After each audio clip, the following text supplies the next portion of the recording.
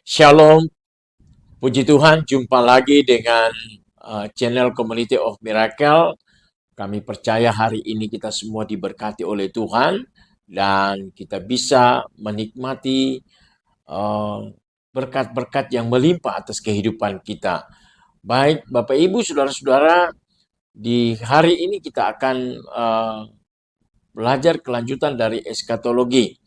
Sekali lagi saya ingin kita terus memahami akan pengajaran eskatologi ini karena pengajaran ini adalah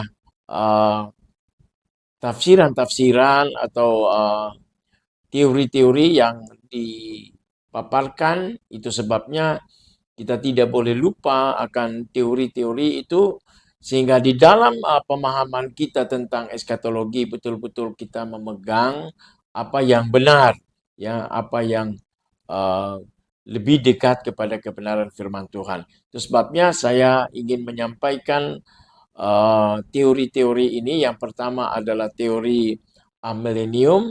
Ya, teori ini menganggap bahwa tidak akan ada lagi masa 1000 tahun damai. Ya, bahwa pemerintahan Kristus telah terjadi dan itu sampai kekal sehingga tidak ada lagi masa 1000 tahun damai. Tentu teori ini tidak akan menerima, tidak percaya akan adanya rapture atau pengangkatan gereja, dan teori ini juga tidak akan percaya akan adanya masa tribulasi dan juga tidak percaya akan adanya second coming atau kedatangan Tuhan yang kedua kali di bumi. Ya, jadi teori ini seyogyanya mereka mengakui bahwa pemerintahan Kristus sudah berlangsung saat ini. Ya, dan kemudian teori yang kedua adalah teori post millennium. Ya, jadi mereka meyakini bahwa kedatangan Tuhan akan terjadi sesudah pemerintahan Yesus. Semua orang yang mati akan dibangkitkan, kemudian yang hidup akan menghadap pengadilan Kristus, dan yang melakukan kejahatan, melakukan dosa akan dihukum, dan yang hidup benar di hadapan Tuhan akan mewarisi kerajaan kekal. Dan tentunya teori ini tidak akan menerima akan adanya rapture atau pengangkatan gereja. Mereka juga tidak akan menerima akan pandangan second coming atau kedatangan Tuhan yang kedua kali. Ya, jadi ketika mereka memegang paham ini, maka teori-teori ini mereka tidak terima.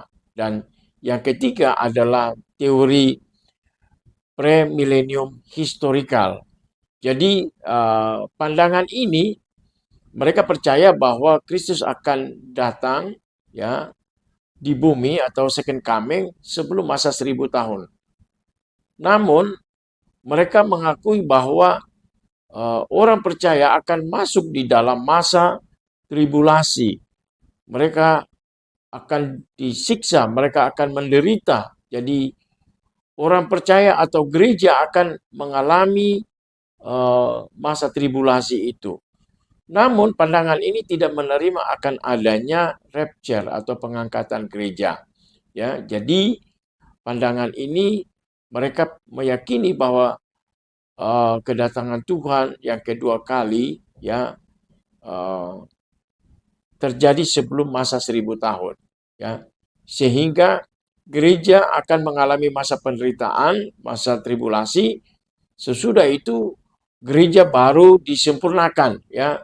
Gereja baru disempurnakan, diangkat, kemudian nanti akan datang bersama-sama dengan Kristus dalam kedatangan Kristus ke bumi. Nah, jadi teori yang ketiga ini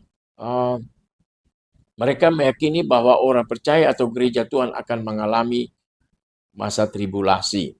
Nah, sedangkan teori yang keempat adalah teori premillennium dispensasional. Ya, jadi teori ini meyakini bahwa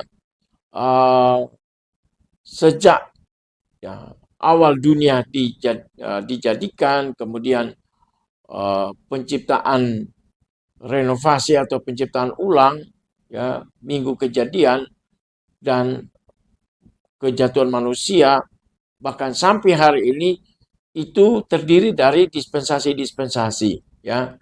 Jadi waktu akan memulai itu sejak kejatuhan Lucifer, dan waktu untuk manusia itu dimulai sejak manusia jatuh di dalam dosa.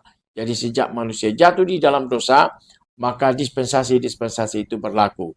Jadi dari Adam sampai kepada Abraham, itu dispensasi ini 2000 tahun. Nah, kemudian Adam sampai Kristus itu 2000 tahun. Nah, kemudian masa anugerah, ya, itu 2000 tahun. Dan ada masa 1000 tahun damai, ya. Jadi dispensasi ini selama 7000 tahun. 7000 tahun.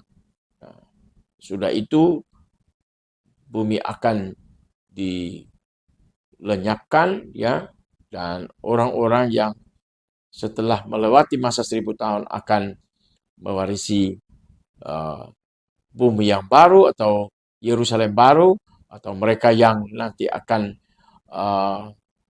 mengalami penghukuman, mereka akan berada di neraka kekal selama-lamanya. Nah, minggu yang lalu kita sudah belajar tentang penciptaan awal, ya. Jadi dari Kejadian pasal 1 ayat 1, di sana Allah menciptakan, pada mulanya Allah menciptakan langit dan bumi. Nah, ini penciptaan ex nihilo, dari yang tidak ada menjadi ada, ya. Jadi penciptaan ini Allah tidak memberikan ilham kepada Musa untuk menulis berapa lama, ya, bumi yang asli ini, ya. Berapa lama bumi yang asli ini. Namun, ya, Allah mulai memberikan hikmat kepada Musa untuk menulis sejak Kejadian pasal 1 ayat yang kedua. Jadi Bapak Ibu Saudaraku yang kekasih, penciptaan awal adalah penciptaan yang sempurna, ya. Itu kekal sifatnya, ya. Kekal sifatnya. Setelah Lucifer berdosa dan dicampakkan ke bumi, maka segala penciptaan awal itu menjadi rusak. Nah, di dalam Kejadian pasal 1 ayat yang kedua, demikian firman Tuhan, bumi belum berbentuk dan kosong, gelap gulita menutupi samudra raya, dan roh Allah melayang-layang di atas permukaan air. Nah, Bapak Ibu Saudaraku, ketika Lucifer dicampakkan ke bumi, maka dunia ini terjadi kacau balau, ya. Terjadi kacau balau, terjadi gelap gulita, ya. Terjadi kekosongan yang tadinya bumi ini sempurna dengan makhluk-makhluk hidup yang sempurna.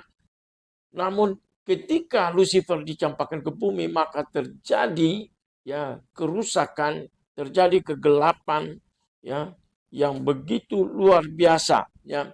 Semua unsur-unsur karya ciptaan yang pertama dirusakkan oleh Lucifer, ya.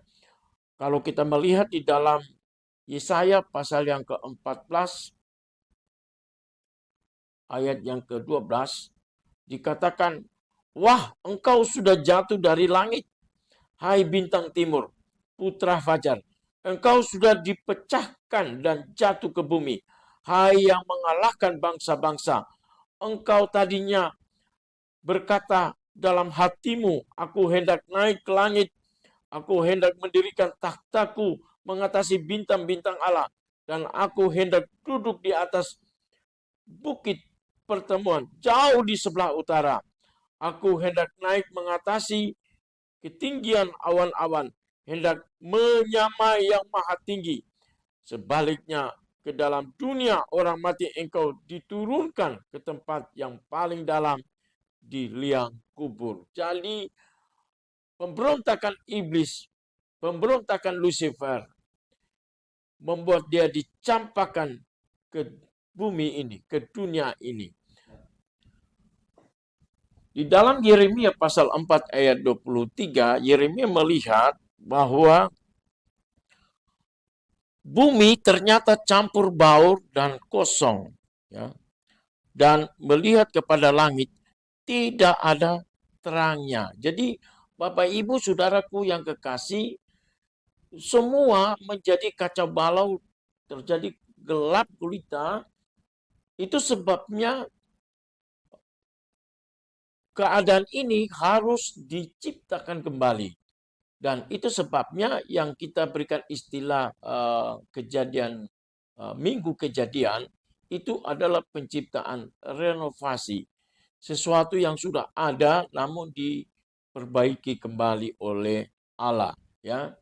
Nah, ini penciptaan renovasi ini berbeda dengan penciptaan ex nihilo yang tidak ada menjadi ada. Nah, karena terjadi kerusakan, terjadi gelap gulita, maka Allah menciptakannya kembali, menyempurnakannya kembali, ya. Nah, Bapak Ibu Saudaraku yang kekasih di dalam Tuhan,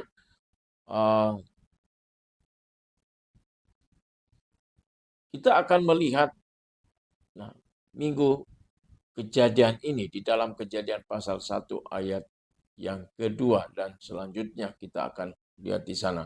Nah, di sini kalau kita lihat minggu kejadian ini, karena bagi Tuhan satu hari itu sama dengan 1000 tahun, ya, sama dengan 1000 tahun. Jadi dalam minggu penciptaan ini itu berarti ada 7000 tahun. Ada 7000 tahun. Nah, di dalam Yeremia tadi kita lihat bahwa terjadi gelap gulita, bumi ternyata campur baur dan kosong, ya. Terjadi gelap gulita, maka Allah harus merenovasi kembali. Dan itu sebabnya dalam minggu penciptaan ini, hari yang pertama, Allah menciptakan terang, ya. Allah menciptakan terang. Ya. Nah, hari yang kedua Allah menciptakan bintang-bintang. Hari yang ketiga, nah, jadi dalam penciptaan kembali ini Allah hanya berfirman, ya. Allah hanya berfirman, ya. Tidak lagi menciptakan tetapi berfirman, ya. Dalam minggu kejadian itu. Di ayat yang ketiga dari Kejadian pasal 1 ini dikatakan berfirmanlah Allah, jadilah terang, lalu terang itu jadi. Ya, berbeda dengan penciptaan ex nihilo, ya, semua diciptakan oleh Tuhan. Dan itu sama dengan manusia, ya, manusia diciptakan oleh Allah. Tetapi semua benda-benda, ya, yang ada di alam semesta itu Allah hanya berfirman, ya. Jadi dalam ayat yang ketiga dikatakan berfirmanlah Allah, jadilah terang, lalu terang itu jadi. Itulah hari yang pertama, ya. Itulah hari yang pertama. Allah melihat bahwa terang itu baik, lalu dipisahkannya lah terang itu dari gelap, ya.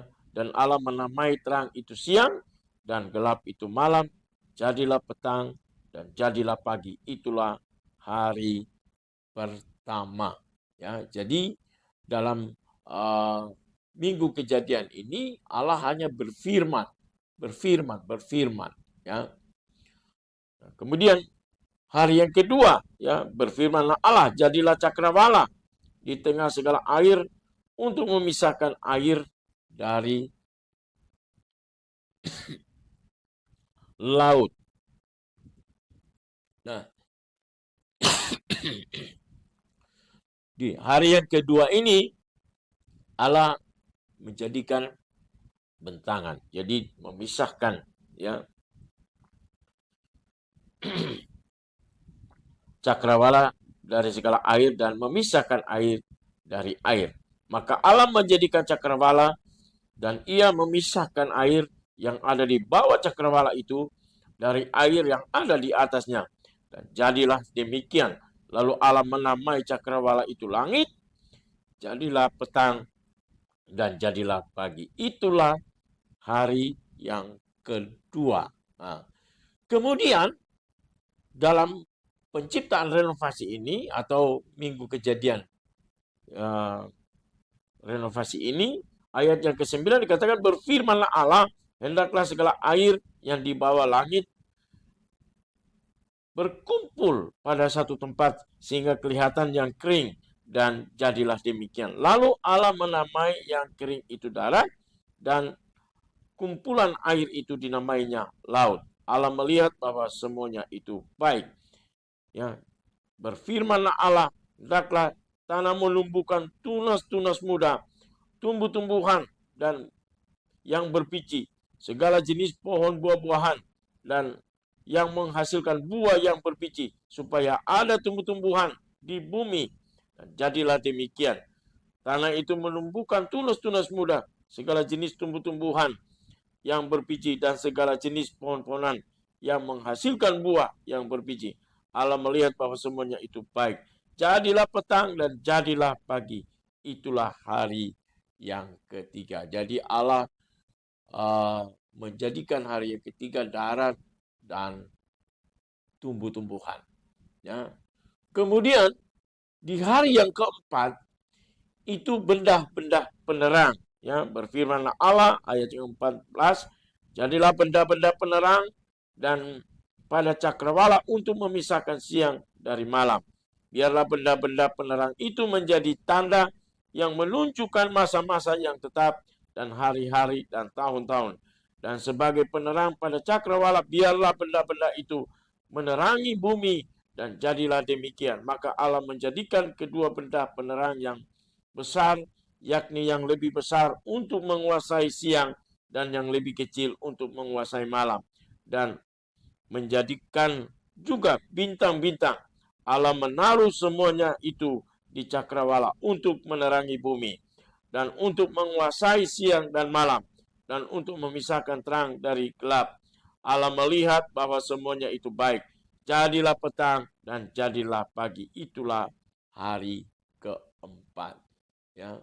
Jadi dalam minggu kejadian ini atau renovasi ini, Allah membuat benda-benda penerang. Dan pada hari yang kelima, itulah burung-burung, ikan-ikan, dan lain-lain. Ya, jadi ayat yang ke-20 berfirmanlah Allah, hendaklah dalam air berkeriapan makhluk yang hidup, dan hendaklah burung-burung berterbangan di atas bumi, melintasi cakrawala. Maka Allah menciptakan bintang-bintang, binatang-binatang laut yang besar dan segala jenis makhluk hidup yang bergerak, yang berkeriapan dalam air, dan segala jenis burung yang bersayap. Allah melihat bahwa semuanya itu baik, lalu Allah memberkati semuanya itu. Firman-Nya, berkembang biaklah dan bertambah banyaklah, serta penuhilah air dalam laut, dan hendaklah burung-burung di bumi bertambah banyak. Jadilah petang dan jadilah pagi, itulah hari kelima. Nah, luar biasa. Jadi dalam minggu kejadian ini pada hari yang kelima Tuhan menjadikan burung, ikan, dan jenis-jenis unggas yang lain. Di ayat yang ke-24 berfirman Allah, hendaklah bumi mengeluarkan segala jenis makhluk yang hidup, ternak dan binatang melata, dan segala jenis binatang liar. Dan jadilah demikian. Allah menjadikan segala jenis binatang liar dan segala jenis ternak dan segala jenis binatang melata di bumi. Allah melihat bahwa semuanya itu baik. Berfirman Allah, baiklah. Nah, jadi di hari yang ke-6 ini yang Allah menjadikan binatang dan juga manusia. Nah, di ayat yang ke-26 berfirmanlah Allah, baiklah kita menjadikan manusia menurut gambar dan rupa kita, supaya mereka berkuasa atas ikan-ikan di laut dan burung-burung di udara dan atas ternak dan seluruh bumi dan atas segala binatang melata yang merayap di bumi. Maka Allah menciptakan manusia itu menurut gambarnya, menurut gambar Allah diciptakannya dia, laki-laki dan perempuan diciptakannya mereka. Jadi semua benda-benda penerang, ya, semua benda ternak dan lain-lain sebagainya, Allah hanya berfirman, tetapi manusia, ya, Allah menciptakannya, ya. Jadi Bapak Ibu Saudaraku yang kekasih, di sini kita lihat bahwa segala sesuatu yang lain sudah ada dijadikan kembali menjadi baru, tetapi manusia Allah menciptakannya. Nah, pada hari yang ketujuh Allah beristirahat, ya. Allah beristirahat dari semua penciptaannya. Jadi Bapak Ibu Saudaraku yang kekasih di dalam Tuhan Yesus, nah disinilah minggu kejadian ini atau penciptaan renovasi ini terjadi. Jadi Bapak Ibu Saudaraku yang kekasih di dalam Tuhan Yesus, nah di dalam penciptaan atau minggu kejadian ini semuanya itu kekal. Kekal. Mengapa demikian? Karena waktu belum ada, ya, waktu belum ada, ya. Waktu belum ada. Nah, setelah manusia jatuh di dalam dosa, dalam Kejadian, ya, pasal yang ketiga, ya, mulailah waktu, ya, karena manusia jatuh di dalam dosa. Nah, itu sebabnya dalam teori dispensasional ini, ya, ketika manusia jatuh dalam dosa, maka dispensasi waktu itu mulai terjadi. Jadi Bapak Ibu Saudaraku yang kekasih di dalam Tuhan, ya, kita melihat di sini, ya, dalam minggu penciptaan ini atau minggu kejadian ini, inilah Allah merenovasi segala sesuatu yang sudah ada, ya, yang sudah ada, ya. Jadi kalau kita bisa melihat waktu manusia hidup di Taman Eden, ya, dan menguasai segala ciptaan Tuhan, maka masa ini, ya, masa kekekalan itu cukup lama, ya, cukup lama. Mungkin juga dalam penafsiran ini mungkin ada sekitar 3.000 tahun, ya. Jadi sebelum manusia jatuh di dalam dosa, itu ada sekitar lamanya itu sekitar 3.000 tahun, ya. Ya, jadi kita bisa melihat di sini dalam penciptaan ulang ini ternyata Allah berfirman, maka jadilah, jadilah, jadilah. Namun terhadap manusia, Allah menciptakan manusia menurut gambar dan rupa Allah. Nah, itu sebabnya Bapak Ibu Saudaraku yang kekasih, mari kita bersyukur kepada Tuhan karena Tuhan menyediakan segala sesuatu untuk kebutuhan manusia, ya. Tuhan menciptakan segala sesuatu untuk kebutuhan manusia. Dan kita perlu ingat bahwa Allah menciptakan manusia itu sempurna, ya, dan diberikan kehendak bebas kepada manusia, ya. Kehendak bebas inilah yang disalahgunakan oleh Adam dan Hawa, ya. Sehingga mereka memilih jalan yang tidak sesuai dengan jalan Allah. Nah, Bapak Ibu Saudaraku, kita melihat rencana Tuhan, ya, rencana Tuhan di dalam kehidupan manusia bahkan dunia ini. Walaupun manusia jatuh di dalam dosa, namun rencana Tuhan terus berjalan sampai kekal.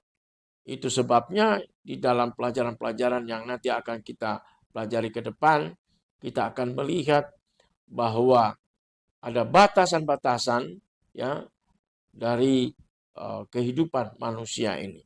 Ya, nanti kita akan belajar ya tentang doktrin-doktrin neraka, ya tentang doktrin surga. Jadi ketika kita mempelajari eskatologi ini, maka di sini kita mempelajari doktrin secara sempurna, ya, secara sempurna. Semua kita pelajari di dalam pelajaran eskatologi ini. Biarlah Bapak Ibu Saudaraku kita bisa terus mengikuti pelajaran ini dari step by step sehingga kita dapat memahami ya apa kehendak Tuhan di dalam kehidupan manusia. Kiranya Tuhan memberkati pelajaran di hari ini dan kita akan jumpa dalam pertemuan-pertemuan berikut. Ikuti pelajaran ini terus-menerus dan saya percaya bahwa kita akan diberkati dengan pelajaran-pelajaran eskatologi ini. Puji Tuhan, puji Tuhan. Demikian pelajaran di hari ini. Tuhan memberkati. Shalom.